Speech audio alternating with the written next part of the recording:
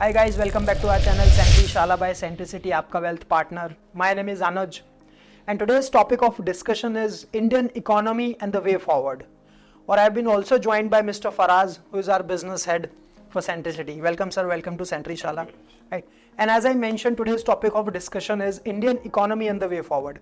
So we are done with the elections. Elections हो चुके हैं और अभी बजट भी एक आने वाला है. प्लस हमने देखा फ्यू इकोनॉमिक जो फैक्टर्स हैं, चाहे वो इंटरेस्ट रेट साइकिल हो या यूएस में बॉन्ड यील्ड्स का उठा पटक हो, चाहे कोई भी मैक्रो इकोनॉमिक फैक्टर्स हो, इन्फ्लेशन ले लीजिए, सब इस वीडियो में चर्चा करेंगे. बट उससे पहले मैं फराज सर से सर फर्स्ट क्वेश्चन पूछता हूं. जैसे कि अभी हर रोज हम देख रहे हैं एक निफ्टी नया हाई पे हाई लगाता जा रहा है. तो सबसे पहले तो सर मतलब एक तो जर्नी है जो सेंसेक्स की, उसके बारे में आप थोड़ा बताइए कि 80,000 कल ही एक टच किया. बहुत बड़ा माइलस्टोन है और मैंने हम लोग बड़े फॉर्चुनेट हैं कि हम लोग इस ईरा में जी रहे हैं जहाँ पे एक के बाद एक माइलस्टोन हम लोग हिट कर रहे हैं.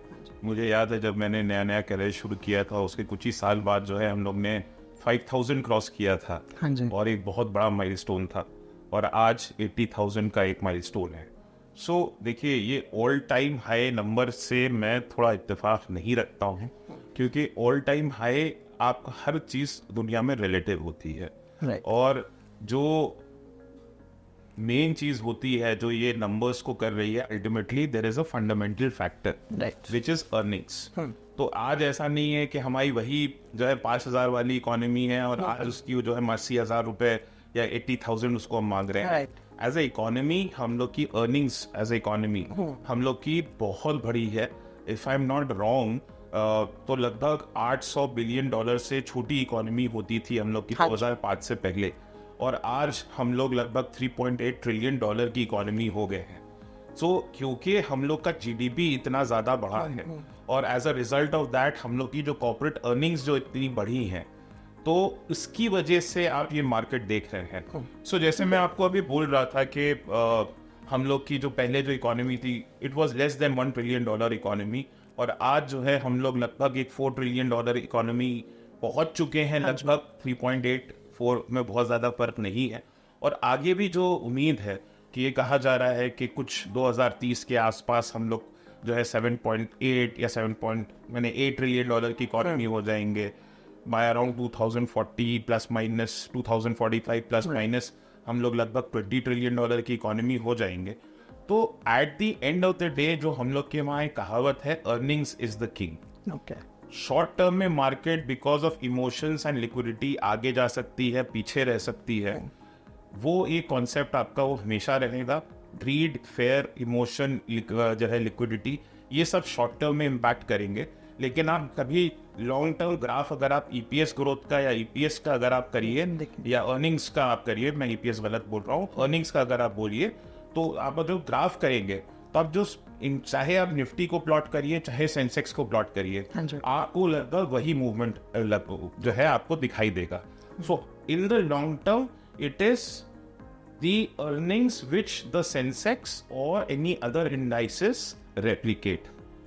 सो this is the most important thing, और हमको देखना है कि कंटिन्यूसली हम लोग की आगे अर्निंग्स ग्रोथ होगी कि नहीं. That is the $1 million question. Right sir. कुछ मैक्रो इकोनॉमिक हमारे कुछ फैक्टर्स हैं, जैसे मैं करंट अकाउंट डेफिसिट की बात करूं या अभी इन्फ्लेशन की बात करूं, फूड इन्फ्लेशन की बात करूं. सो ये किस तरीके से हमारी इकोनॉमी में मतलब फैक्टर बन सकते हैं गोइंग फॉरवर्ड, क्योंकि ये तो अब हमने ये पिछला डेटा हमने इसकी बात कर ली कि भाई आज हम अर्निंग्स इतनी पहुंच गई, 80,000 अभी सेंसेक्स आ गया. But main question is this, that what's the way forward. अब आके कैसा रहेगा कंसिडरिंग दीज फैक्टर्स. देखिए, अगर मैं फिस्कल हेल्थ की या फिस्कल डेफिसिट बोल रहे हैं या करंट अकाउंट डेफिसिट बोल रहे हैं, अगर आप एक गृहस्थी का एग्जांपल मैं लूँ. हाँ जी. अगर कोई गृहस्थी अब जो वो कमा रही है उससे ज़्यादा जो खर्चा कर रही है, वो एक डेफिसिट हो गया. ऐसे ही सरकार भी हमारी, क्योंकि उसको ग्रोथ करना है, इन्वेस्टमेंट करना है, बढ़िया बढ़िया हाईवेज बन रहे हैं, बढ़िया बढ़िया एयरपोर्ट्स बन रहे हैं, इंफ्रास्ट्रक्चर हो रहा है, ग्रोथ हो रही है, डिफेंस में भी बहुत ज़्यादा इन्वेस्टमेंट हो रहा है. तो ये पैसा हम लोग को गवर्नमेंट को बिफोर हैंड ला के रखना होता है ताकि इकोनॉमी ग्रो करती रहे. सो एक तो क्वालिटी जो हम लोग की फिस्कल डेफिसिट है वो बहुत मैटर करता है. कि whether it is going for constructive purposes जो आगे जाके इकोनॉमी को ग्रो होने से मदद करेंगे, या फिर कि आपके वो अपीजमेंट वाली पॉलिसीज के अंदर जा रहा है। अगर फिस्कल डेफिसिट कंट्रोल्ड है और उसका बैकअप इफेक्ट आएगा और वो प्रोडक्टिव है, तो fiscal deficit is good and globally this is what has happened अगर कोई भी ग्रोइंग इकोनॉमी होती है। But uncontrolled fiscal deficit that is a worrisome. और जैसे मैंने कहा कि जो अपीजमेंट वाली पॉलिसीज की वजह से अगर फिस्कल जो है डेफिसिट्स हो रहे हैं तो फिर इट इज अ प्रॉब्लम।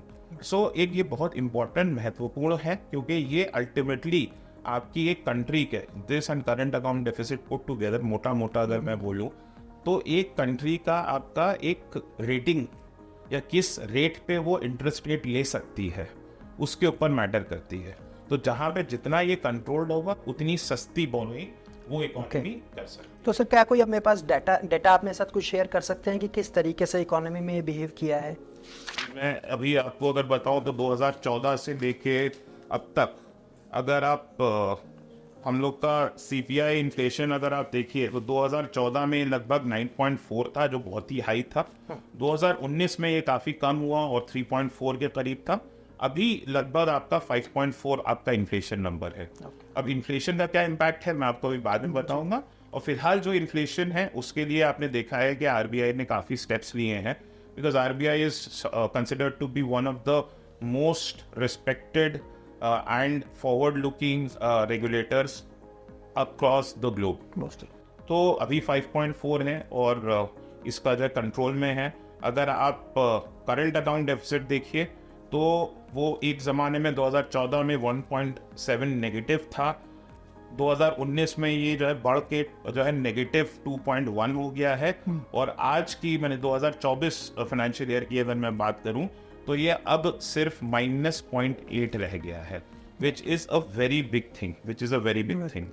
और जो है मैंने और फॉरेक्स रिजर्व्स भी हम लोग के बहुत बढ़ गए हैं। दैट ऑल्सो डिटर्मिन्स के कंट्री की स्ट्रेंथ क्या है। तो अभी अगर आप देखिए 2014 में 303 था यूएस जो है डॉलर्स बिलियन में, और जो है 2019 में 411 ऑलमोस्ट 412 था, और 2024 में बढ़ के 645.6 बिलियन डॉलर्स हो गया है। एंड जो कहा जा रहा है it is approximately at a all time high. So these things show के कैसे स्टेप बाय स्टेप हमारी इकोनॉमी एक स्ट्रेंथन इकोनॉमी हो रही है, एक स्ट्रॉन्ग इकोनॉमी हो रही है, backed by very favourable things, strong demographics, लगभग 65% working population, educated, English speaking, well trained कहा जा सकता है, चीप लेबर, जो है इंटरनल कंजम्पशन बेस्ड, बाहर की दुनिया से हम लोग को इतना नहीं इम्पैक्ट होता है, क्योंकि जो एक्सपोर्ट ओरिएंटेड इकोनॉमीज होती हैं वहाँ पे अगर आप देखिए तो अगर मानिए एक्सपोर्ट डिमांड कम हो गई तो इन इकोनॉमीज की भी हालत खराब हो सकती है। और इंडिया में अब ऐसा नहीं है। इंडिया में बहुत ही स्ट्रॉन्ग कंजम्पशन डिमांड है, इंटरनल कंजम्पशन है, and that is something which will fuel the growth across sectors, चाहे वो मैन्युफैक्चरिंग हो, चाहे वो एनर्जी हो, चाहे जो है इसी वजह से आप देखेंगे कि हाल फिलहाल में ज़्यादातर जो आपकी एएमसीज हैं, म्यूचुअल फंड्स हैं, बहुत ही स्पेसिफिक थीमेटिक फंड्स लेके आ रहे हैं manufacturing. I think that was my third question to you, कि जिस हिसाब से आप देखो कि इंडियन जो इकोनॉमी है वो एग्रीकल्चर इकोनॉमी से फिर सर्विसेज पे गई, अब सर्विसेज से भी वो थोड़ा सा मैन्युफैक्चरिंग की तरफ शिफ्ट हो रहे हैं, राइट? सो कौन कौन से थीम है इकोनॉमी में जो आप सोच रहे हो going forward considering these macro economic factors कि वो यहाँ से थोड़ा सा अच्छा पैसा बनने की संभावनाएं दे पाएंगे? देखिए मैं I am not the best person for it, क्योंकि मैं कोई फंड मैनेजर तो नहीं हूँ, but as a person who has been involved in this field for some time थोड़ा सा पर्सपेक्टिव मिल जाता है और कुछ आपके ब्रॉड थीम्स नंबर्स देख के कुछ समझ में आता है। और ज़रूरी नहीं है कि सब उससे एग्री करें, बट अगर आप देखिए जो एज अ इकोनॉमी, देखिए कोई भी एक जो वेस्टर्न वर्ल्ड में हुआ है कि कोई भी इकोनॉमी पहले एग्रीगेरियन इकोनॉमी से शुरू होके वो मैन्युफैक्चरिंग की तरफ आती है और फिर मैन्युफैक्चरिंग से सर्विस लेड इकोनॉमी होती है। India was a very different case. हम लोग सीधे एग्रीगेरियन इकोनॉमी से सीधे सर्विस ओरिएंटेड इकोनॉमी बढ़ गए। उसका कुछ रीजन था। रीज़न ये था कि manufacturing is a very capital intensive thing, और पहले के ज़माने में हम India was not that rich में हम लोग ने पहली बात किया कि हम लोग की इकोनॉमी का साइज ही लेस देन $1 ट्रिलियन था, आज जो लगभग $3.8 ट्रिलियन की है। तो there were not many people, मैं बाहर के भी जो FIIs ने जो मैन्युफैक्चरर्स कंपनीज थे, they were not ready to invest into India because एक तो स्केल बहुत छोटा था, उनकी मैन्युफैक्चरिंग यूनिट्स डालने से उसकी जो है वाइबिलिटी ही नहीं निकलती थी, और ऑब्वियसली एक अलग निगाह से देखा जाता था हिंदुस्तान को उस वक्त। आज का हिंदुस्तान थोड़ा फर्क हो गया है, जहाँ पे everybody wants to take a pie of the India growth story, वो चाहे वो मैन्युफैक्चरिंग में हो चाहे वो किसी और सेक्टर में हो। Coming back to your point is, क्योंकि अब जो है now there are many people, specially जो चाइना में का इम्पैक्ट रहा कोविड के बाद, और चाइना +1 जो स्ट्रैटेजाइज किया गया है कि अदर देन चाइना ऑल्सो हमारे पास कहीं और भी मैन्युफैक्चरिंग बेस होनी चाहिए। India is benefiting in some sectors, और प्लस वहाँ पे गवर्नमेंट का भी फोकस है क्योंकि वहाँ पे भी PLI स्कीम्स गवर्नमेंट दे रही है।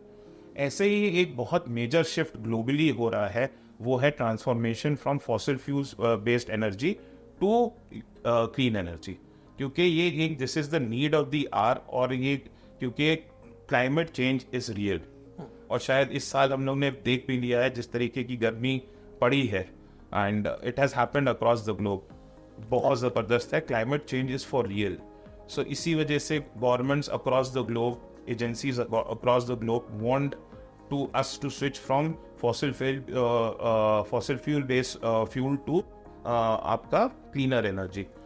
ये पूरा चेंज, ये पूरा कंटिन्यूसली आपका साइमल्टेनियसली रादर पूरे दुनिया में हो रहा है, और India is already the 3rd largest consumer of energy, और with this new thrust of manufacturing में एनर्जी बहुत ज़्यादा ज़रूरी है, plus the living standards of people improving. Now you see more and more gadgets in people's home, पंखे होते थे, cooler हुए, फिर एक AC हुआ, अब हर कमरे में AC हुआ, पहले टीवीज नहीं होते थे, फिर टीवीज हुए, अब मल्टीपल टीवीज हो रहे हैं, एक वो मोबाइल फोन सभी कोई लेके घूम रहा है। तो requirement of energy is continuously increasing, and India led by the efforts of the government जो है आपका यहाँ पे भी बहुत बड़ा एक स्ट्रक्चरल चेंज आ रहा है, जो आगे कुछ, ये कोई शॉर्ट टर्म प्ले नहीं है, ये एक लॉन्ग टर्म प्ले है, जिसके अंदर इंटरनल डिमांड ही बहुत ज़्यादा होगी, और क्योंकि कहीं कहीं पे हम लोग के इंडिया की मैन्युफैक्चरिंग कैपेबिलिटीज़ बहुत स्ट्रांग मानी जाती हैं इन स्विच गियर्स एक्सेट्रा एक्सेट्रा, वहाँ पे शायद कुछ एक्सपोर्ट अपॉर्चुनिटीज़ भी मिल सके। तो if you ask me, manufacturing बहुत अच्छा लग रहा है, जो है आपका ये एनर्जी थीम बहुत अच्छी लग रही है। Banking again, it is different. It is kind of a good this thing sectoral part to look at, because कोई भी इकोनॉमी अगर अच्छी होनी है, अल्टीमेटली फंडिंग जो है आपकी बैंकिंग साइड से आनी है, और ये देखा गया है कि जैसे जैसे पर कैपिटा इनकम बढ़ती है किसी भी इकोनॉमी की, तो वहाँ की फाइनेंशियल सर्विसेज इंडस्ट्री भी बहुत ज़्यादा इंक्रीज होती है।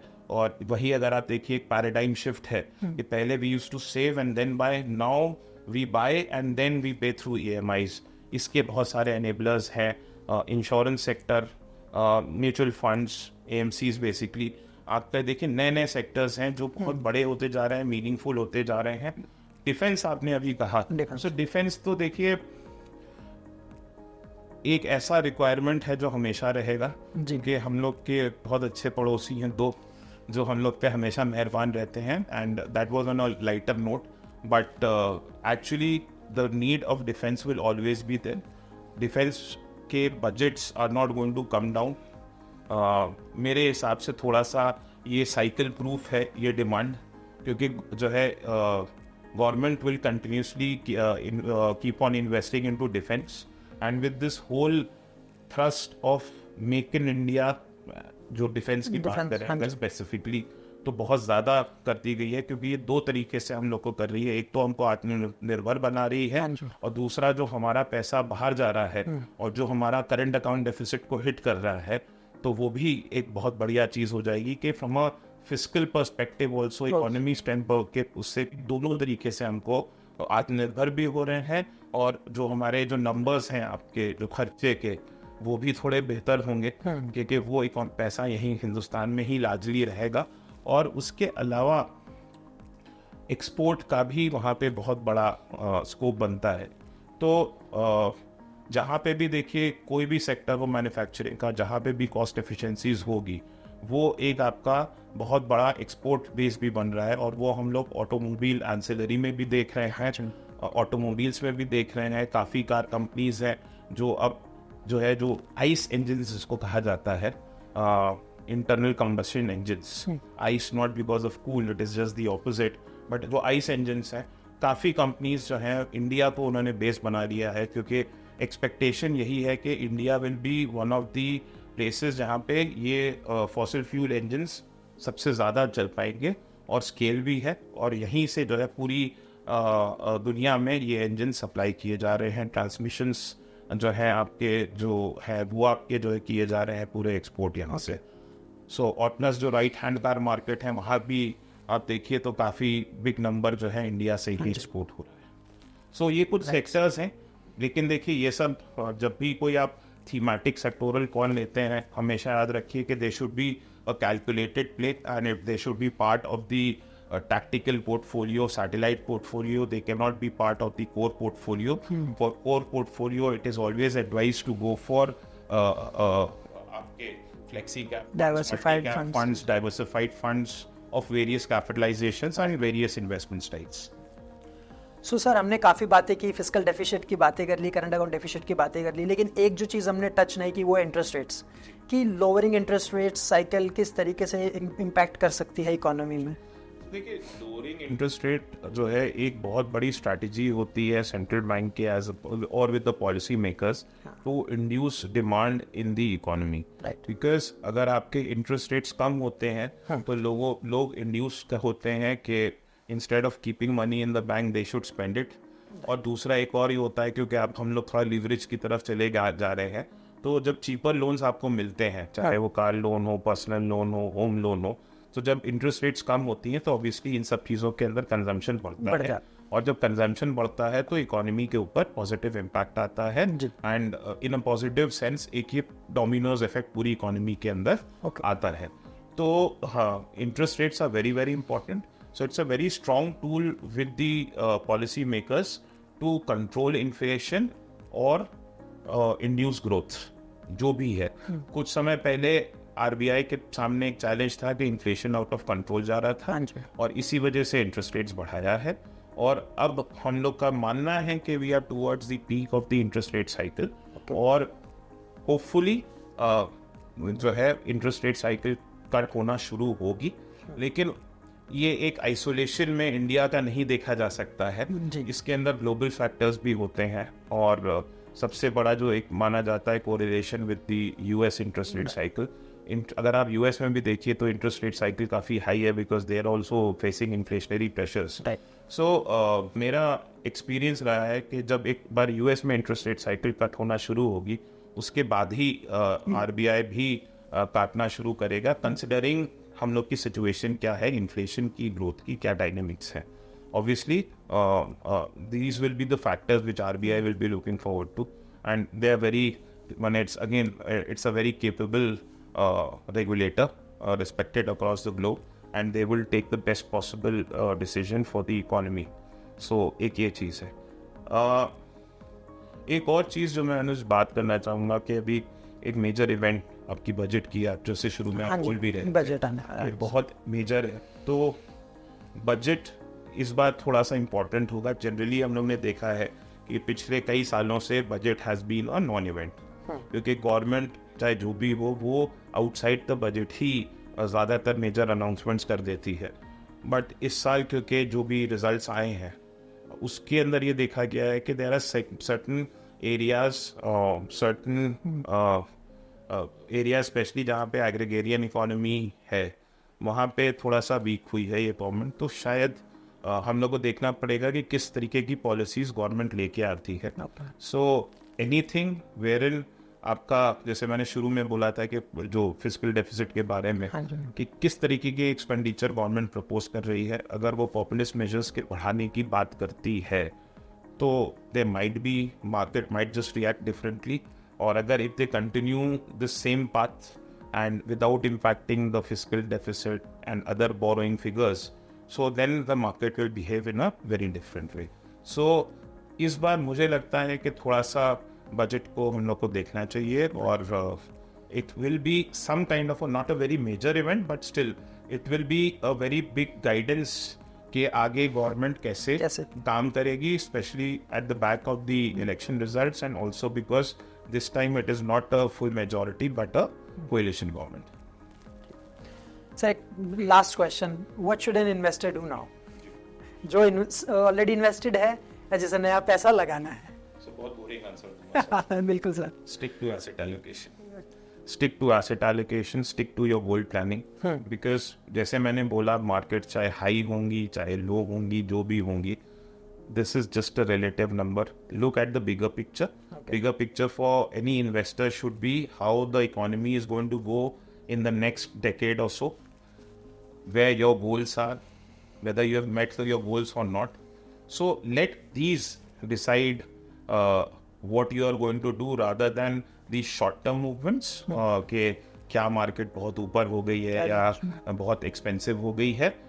Asset allocation अगर आप फॉलो करेंगे, asset allocation between asset classes also and asset allocation in between capitalizations also. तो अगर आप ये मेंटेन करेंगे, एक अच्छा बैलेंस पोर्टफोलियो लेके चलेंगे और एक अच्छे सारथी के साथ चलेंगे, तो मेरे हिसाब से you will be closer to your goal very soon. और मेरा ये अपना मानना है कि अगले जो 1-2 दशक हैं वो हिंदुस्तान के दशक हैं, और अगर हम लोग को जो ऊपर वाले ने ये अपॉर्चुनिटी दी है कि हम लोग इस दशकों में हम लोग शायद एक्सपीरियंस करेंगे, तो we have to make the best of it. और हमको इसमें जितना अपना वेल्थ क्रिएट कर सकते हैं, जो अपॉर्चुनिटी मिलेगी, it is not only for us but I think so for the generations to come. So this is thank you sir. My advice, my suggestion, not advice is not a right word, I'm sorry, but this is my suggestion and this is what I am personally trying to do for myself, and I think so वो सबसे ज़्यादा सच्चाई होती है जो मैं खुद अपने लिए करना चाहता हूँ. Right sir. So I think thank you so much sir कि आज आपने सारे पॉइंट्स कवर किए इकोनॉमी के. आई मीन फ्रॉम स्टार्टिंग से लेके एंड तक, प्लस फ्यूचर ग्रोथ प्रोस्पेक्ट से लेके इन्फ्लेशन में बोल लूँ, चाहे गवर्नमेंट का बजट बोल लूँ या आपका current account deficit, fiscal deficit, सारी चीज़ों को आपने टच करते हुए और फिर एसेट एलोकेशन के बारे में भी बात की. सो आप जानते ही हैं कि सेंट्रिसिटी का एक फाउंडेशन है. हाँ जी. कि और L4 लेवल जिसको हम लोग कहते हैं, learning and development. Learning and development is very very critical, चाहे वो क्लाइंट हो, इन्वेस्टर बेसिकली, या हमारे पार्टनर्स हों. और हम लोग की हमेशा यही चेष्टा रहेगी कि हम अपने इन्वेस्टर्स को, अपने पार्टनर्स को बेहतर से बेहतर सिंपल लैंग्वेज में हम समझा पाएँ, because ultimately a informed knowledgeable decision is the best decision. Right sir. And to our partners and investors, कि आपको कहीं भी किसी भी तरीके से कोई भी घबराने की ज़रूरत नहीं है. आज इंडियन इकोनॉमी जैसे ही फराज सर ने बताया, ऐसे पॉइंट पे है जहां हम 2 डिकेड्स, 1 डिकेड, नेक्स्ट 2.5 डिकेड सिर्फ इंडियन इकोनॉमी को बिलोंग करते हैं. This is the golden opportunity जहां पे आज हम इन्वेस्टमेंट कर सकते हैं. Just you have to stay. आपकी एसेट एलोकेशन को आपको देखना है और आपको एक अच्छे सारथी की ज़रूरत है उसके लिए. तो सेंट्रिसिटी हमेशा ऐसे ही इसके लिए आपकी हेल्प करने को तैयार है. And thank you so much Faraz sir, आज आप आए, टाइम निकाला और आपने बहुत ही अच्छे से एक्सप्लेन किया. And thank you so much guys. और अगर वीडियो अच्छी लगी है तो प्लीज़ वीडियो को लाइक करें एंड चैनल को सब्सक्राइब करें, वीडियो शेयर भी ज़रूर करें. Thank you so much. Thank you.